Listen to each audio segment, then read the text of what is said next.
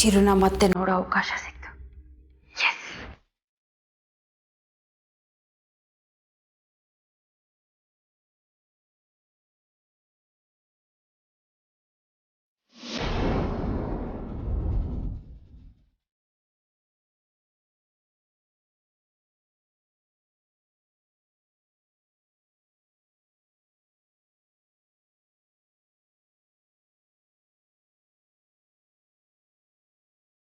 ಎಲ್ಲಿಗೆ ಹೋದ್ಲಿ ಇವಳು?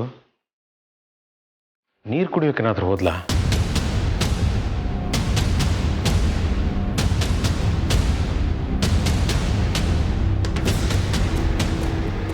ಇಲ್ಲೂ ಇಲ್ವಲ್ಲ. ಎಲ್ಲಿಗೆ ಹೋದ್ಲು? ಮೇಲೂ ಇಲ್ಲ, ಕೆಳಗೂ ಇಲ್ಲ. ಸೆಕೆಂಡ್ ಫ್ಲೋರ್ಗೆ ಏನಾದರೂ ಹೋದ್ಲಾ?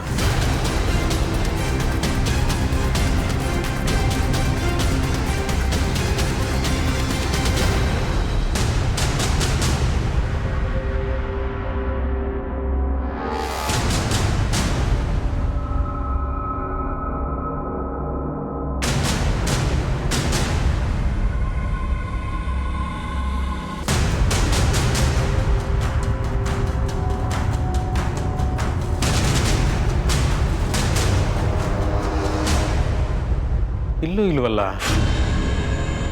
ಎಲ್ಲಿಗೆ ಹೋದ್ಲಿ ಇವಳು? ಛೇ, ಏನು ಕರ್ಮನೋ ಏನೋ.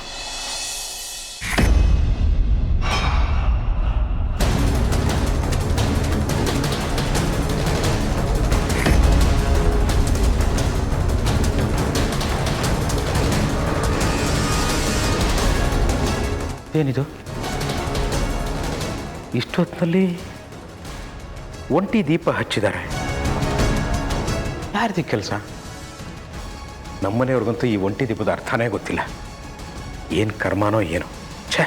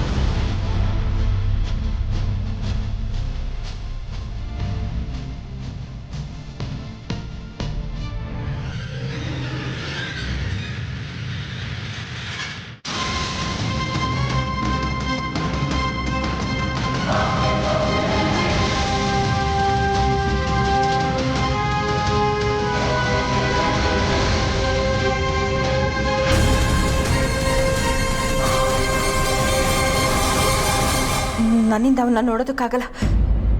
ಅವನ್ನ ನೋಡ್ದೇನೆ ಇಷ್ಟೊಂದು ಭಯ ಹುಟ್ಟಿಸ್ತಾ ಇದ್ದಾನೆ. ನೋಡಿದ್ರೆ ಇನ್ನೇ ಹೇಗೋ.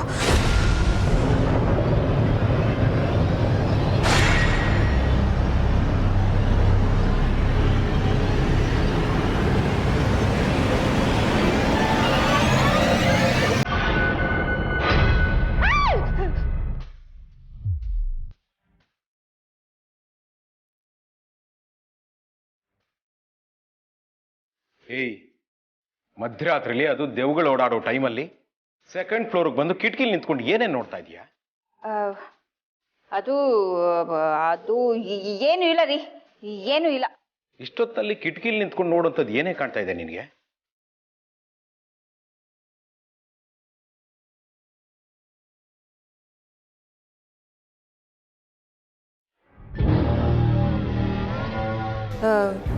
ರೀ, ಏನಾದರೂ ಕಾಣಿಸ್ತಿದ್ಯಾ? ಕಾಣೋದಕ್ಕೆ ಏನಾದರೂ ಇದ್ರಲ್ವೇನೆ? ಲೇ ರಾಣಿ, ಇಷ್ಟೊತ್ತಿನಲ್ಲಿ ನೀನು ಬೆನ್ನು ಮುಖ ಮಾಡಿಕೊಂಡು ಕಿಟಕಿಲಿ ನೋಡ್ತಿರೋದು ಹೇಗಿತ್ತು ಗೊತ್ತಾ? ಹೇಗೆ? ಒಳ್ಳೆ ಮೋಹಿನಿ ಥರ ಕಾಣ್ತಿದ್ದೆ ರೀ ಅಲ್ವೇ? ನಾನೇನೋ ನೋಡಿ ನೀನು ಅಂತ ಗುರ್ತಿಡ್ದೆ. ಬೇರೆ ಯಾರಾದರೂ ನೋಡಿದ್ರೆ ಏನೇ ಗತಿ? ಅದು ಸರಿ ರಾಣಿ, ಇಷ್ಟೊತ್ತಿನಲ್ಲಿ ಇಲ್ಲಿ ಏನು ಮಾಡ್ತಿದ್ಯಾ ನೀನು? ಏನಿಲ್ಲ, ನಿದ್ದೆ ಬರ್ತಿರ್ಲಿಲ್ಲ, ಅದಕ್ಕೆ ಓಡಾಡ್ತಾ ಇದ್ದೆ. ಹೊರಗಡೆ ಏನೋ ಶಬ್ದ ಕೇಳಿಸ್ತು, ಅದೇನು ಅಂತ ನೋಡ್ತಾ ಇದ್ದೆ ಅಷ್ಟೇ. ಸರಿ ಬಾ.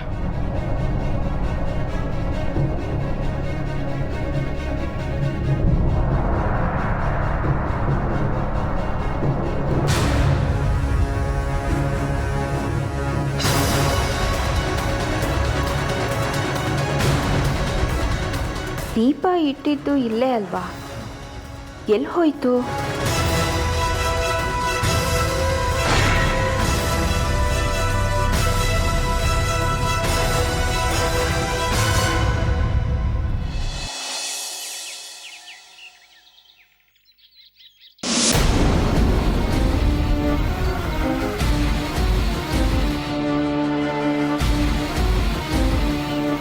ರಾತ್ರಿ ಚಿರು ನೋಡೋದಕ್ಕೆ ನನಗೆ ಧೈರ್ಯ ಸಾಲಿಲ್ಲ. ಮೈ ಕೈ ಎಲ್ಲ ನಡ್ಕ ಶುರು ಆಗೋಯ್ತು. ಅಂದರೆ ಜೇಜಮ್ಮ ಹೇಳಿದಾಗೆ ಚಿರುಗೆ ಮನೆ ಒಳಗೆ ಬರೋಕ್ಕೆ ಆಗ್ತಾ ಇಲ್ಲ ಅನ್ನೋದು ನಿಜ ಆಯಿತು. ಆದರೆ ಮನೆ ಎಲ್ಲ ಹುಡುಕಿದ ಮೇಲೂ ದೀಪ ಯಾಕೆ ಹೊತ್ಕೊಳ್ಳಿಲ್ಲ? ನಾನು ಹುಡುಕಿದ ಕಡೆ ಆ ಶಕ್ತಿ ಇಲ್ಲ ಅನ್ನೋದು ಕನ್ಫರ್ಮ್ ಆಯಿತು.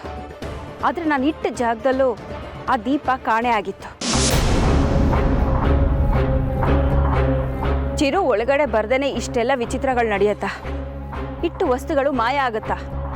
ಮನೆಯೆಲ್ಲ ಓಡಾಡಿದ್ರು ದೀಪ ಹೊತ್ಕೊಂಡಿಲ್ಲ, ಇಟ್ಟಿದ್ದ ಜಾಗದಲ್ಲಿ ದೀಪ ಕಾಣ್ತಾ ಇಲ್ಲ ಅಂದರೆ ಮನೆಯೊಳಗೆ ಯಾರೋ ಬಂದಿದ್ದಾರೆ ಅಂತ ಆಯಿತು. ನಾನು ರೂಮಲ್ಲಿ ಇಲ್ಲದೆ ಇರೋದನ್ನ ನೋಡಿ ಇಂದ್ರಪ್ರಸಾದ್ ನನ್ನ ಹುಡುಕೊಂಡು ಬಂದಿದ್ರು. ಅವರೇ ಏನಾದರೂ ದೀಪನ ಹಾಗೇನಾದರೂ ಇದ್ದಿದ್ರೆ ಅವ್ರು ನನಗೆ ಹೇಳ್ತಾ ಇದ್ರು. ಮತ್ತೆ ಈಗ ಏನು ಮಾಡೋದು ಅಂತೀರಾ? ಹೇಗಾದರೂ ಮಾಡಿ ಆ ಶಕ್ತಿನ ಹುಡುಕಿ ಮನೆಯಿಂದ ಆಚೆ ಹಾಕಬೇಕು. ಇವತ್ತು ಚಿರುನ ಮನೆ ಒಳಗಡೆ ಕರ್ಕೊಳ್ಳೋದಕ್ಕೆ ತುಂಬ ಒಳ್ಳೆ ದಿನ. ಅದು ಹೇಗೆ ಒಳ್ಳೆ ದಿನ? ಇವತ್ತು ಚೈತ್ರನ್ ಬರ್ತ್ಡೇ. ಚಿರುನ ನೋಡ್ತಿದ್ದ ಹಾಗೆ ನೀನಿಲ್ಲದೆ ಇದ್ರೂ ಎಲ್ಲರೂ ಎಷ್ಟು ಸಂಭ್ರಮದಿಂದ ಆಚರಿಸ್ತಾ ಇದ್ದಾರೆ ನೋಡು ಅಂತ ಅವನ ತಲೆಗೆ ತುಂಬ್ತೇನೆ. ಚಿರುನ ಕೇರ್ ಮಾಡೋ ನೆಪದಲ್ಲಿ ಅವನಿಗೆ ಹತ್ತಿರ ಆಗ್ತೇನೆ. ಚಿರುಗೆ ನನ್ನ ಮೇಲೆ ಪ್ರೀತಿ ಜಾಸ್ತಿ ಆಗೋ ಈ ಅವಕಾಶನ ಚೆನ್ನಾಗಿ ಯೂಸ್ ಮಾಡ್ಕೋತೀನಿ. ಆದರೆ ನೀವು ಅವನ್ನ ನೋಡೋಕ್ಕೆ ಹೆದರ್ತಿದ್ದೀರಲ್ಲ? ಹೆದರಿಕೆ ಆಗದೆ ಇರುತ್ತಾ ಕೃಪಾಕರ್? ಈಗ ಅವನು ಮೊದಲಿನ ಚಿರು ಅಲ್ಲ. ಅವನ ಆಕಾರ ಹೇಗಿರುತ್ತೋ ಏನೋ ಅನ್ನೋ ಆತಂಕ ನನಗೆ. ಆದರೂ ನಾನು ಬಿಡಲ್ಲ.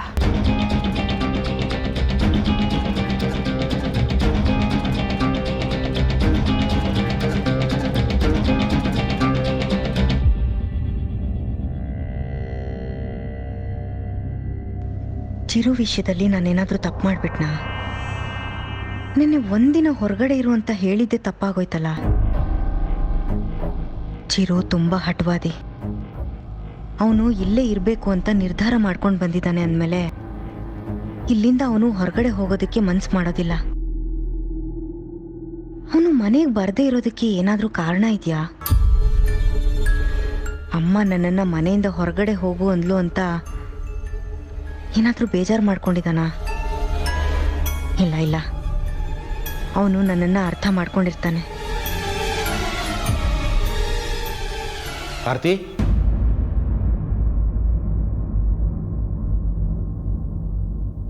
ಮಾವ ಏನಮ್ಮ ಮಾಡ್ತಿದ್ಯಾ ನೀನು?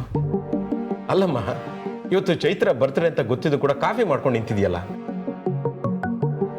ಅವಳನ್ನ ಶಾಪಿಂಗ್ ಕರ್ಕೊಂಡು ಹೋಗ್ಬೇಕು ಅಂತ ನೆನ್ನೆ ಡಿಸೈಡ್ ಆಗಿತ್ತಲ್ವಾ?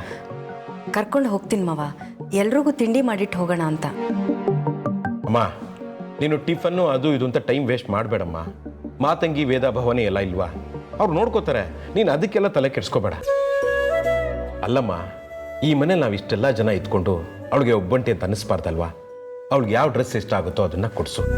ನೋಡಮ್ಮ, ಈ ಮನೇಲಿ ಅವಳಿಗೆ ಯಾವುದಕ್ಕೂ ಕಮ್ಮಿ ಆಗಬಾರ್ದು. ಅರ್ಥ ಆಯ್ತಾ? ಮೊದಲು ನೀನು ಹೋಗು. ಸರಿ ಮಾವ. ಆರ್ತಿ, ಒಂದು ನಿಮಿಷ. ನೆನ್ನೆ ಮಧ್ಯರಾತ್ರಿಯಲ್ಲಿ ಸೆಕೆಂಡ್ ಫ್ಲೋರ್ನಲ್ಲಿ ದೀಪ ಇಟ್ಟಿದ್ದು ನೀನೇನಮ್ಮ? ಇಲ್ಲ ಮಾವ, ನಾನಲ್ಲ. ನೀನಲ್ವಾ? ಮತ್ತಿನ್ಯಾರು? ಸರಿ, ಆ ವಿಷಯ ನಾನು ನೋಡ್ಕೋತೀನಿ, ನೀವು ಹೋಗಮ್ಮ.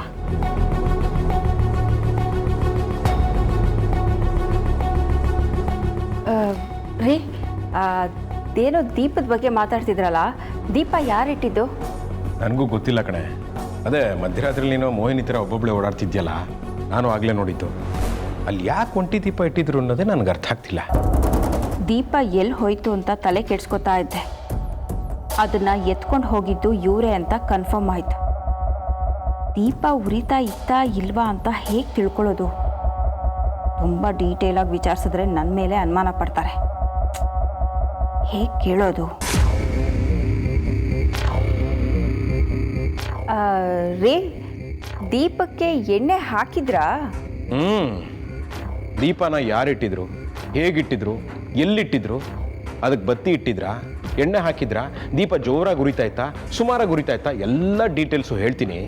ಕೇಳಿಸ್ಕೊಂಡು ಒಂದು ದೀಪದ ಸುತ್ತ ಅಂತ ಒಂದು ಕಥೆ ಬರೆದ್ಬಿಡು.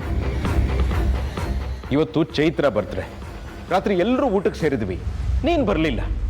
ಇತ್ತೀಚೆಗೆ ನಿನಗೆ ಏನಾಗಿದೆಯೇ? ಒಟ್ಟಿ ಪಿಶಾಚಿ ಥರ ಆಡ್ತಿದ್ಯಾ ನೀನು. ಚಿರು ನಮ್ಮನ್ನು ಬಿಟ್ಟು ಹೋದಾಗಿನಿಂದ ಈ ಮನೆಯಲ್ಲಿ ನಗು ಅನ್ನೋದು ಮರೀಚಿಕೆ ಆಗೋಗಿದೆ. ಪಾಪ, ಅಟ್ಲೀಸ್ಟ್ ಆ ಕಂದಮ್ಮ ಚೈತ್ರನಿಂದ ಆದ್ರೂ ನಗು ನಮ್ಮ ಮನೆಗೆ ವಾಪಸ್ ಬರಲಿ ಅನ್ನೋದು ನನ್ನ ಆಶಯ ಕಣೆ.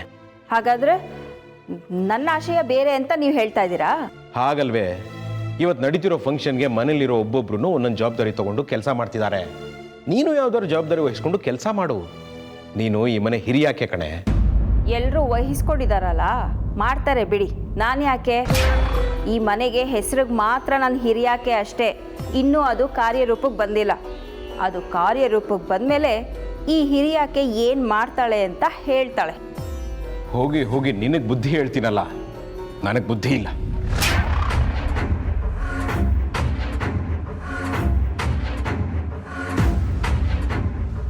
ರಾತ್ರಿ ನಾನು ಇಟ್ಟಿದ್ದ ದೀಪ ಉರಿತಾ ಇದ್ರೆ ಆ ಶಕ್ತಿ ಅಲ್ಲೇ ಇದೆ ಅಂತ ಕನ್ಫರ್ಮ್ ಆಗೋಗುತ್ತೆ. ಉರಿತಾ ಇತ್ತಾ ಇಲ್ವಾ ಅಂತ ಹೇಗೆ ತಿಳ್ಕೊಳ್ಳೋದು?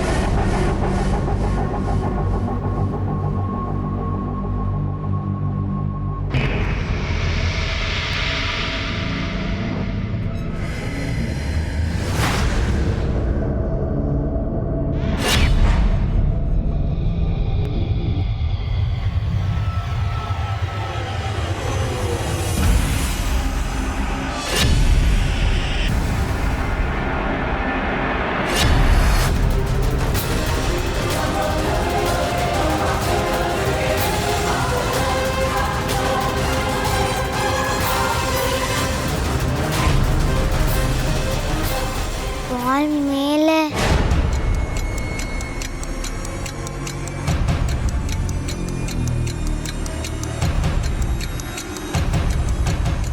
ಬಾಲ್ ಹೇಗೆ ಮೇಲೆ ನಿಂತಿದೆ?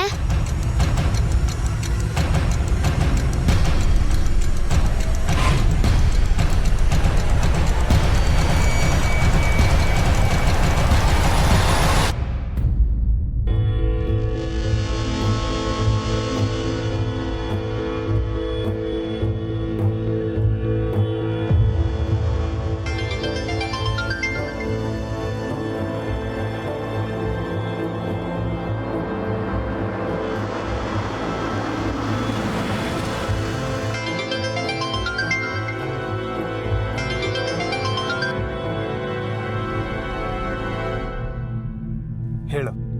ಅದೇ ಚೈತ್ರನ್ನ ಕರ್ಕೊಂಡು ಶಾಪಿಂಗ್ ಹೋಗ್ಬೇಕಲ್ಲ, ನೀವು ಬನ್ನಿ.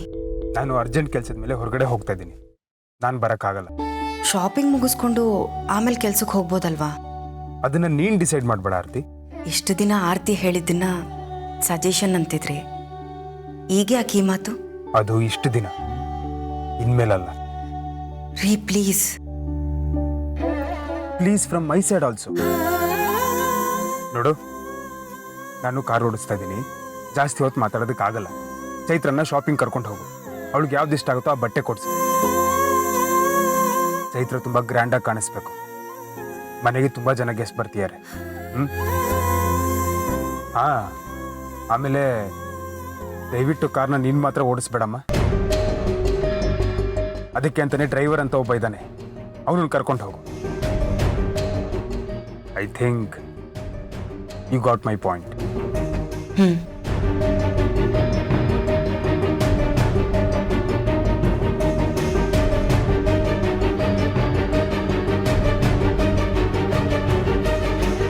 ಚೈತ್ರ ಎಲ್ಲಿ ಹೋದ್ಲು?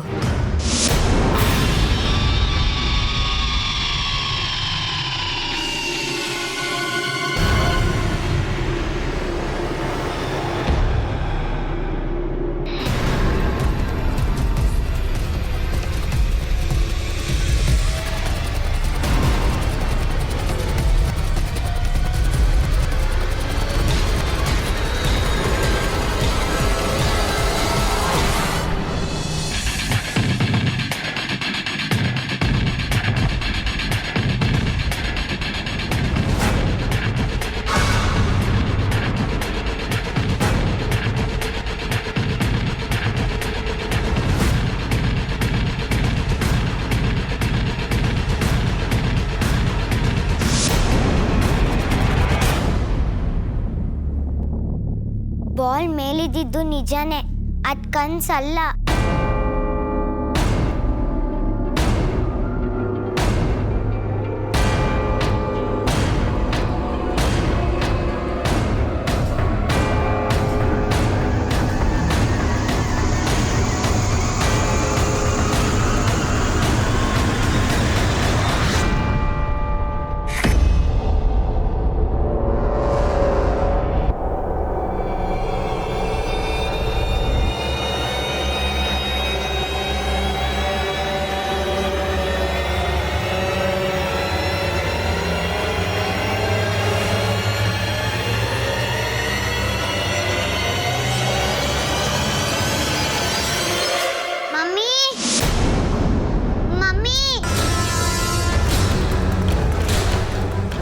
ಬೆಳಗ್ಗೆ ಎಲ್ಲಿ ಹೋಗಿದ್ದೆ? ಶಾಪಿಂಗ್ ಹೋಗ್ಬೇಕು ಅಂತ ಹೇಳಿರ್ಲಿಲ್ವಾ? ಯಾಕೆ ಹಾಗೆ ನೋಡ್ತಿದ್ಯಾ? ಏನಕ್ಕೆ ಎದುರು ಬಿಡ್ತಿದ್ಯಾ? ಮಮ್ಮಿ, ಹೊರಗಡೆ ಬಾಲ್ ಆಟಾಡ್ತಾ ಇದ್ನ, ಚಿರು ಬಂದಿದ್ದ.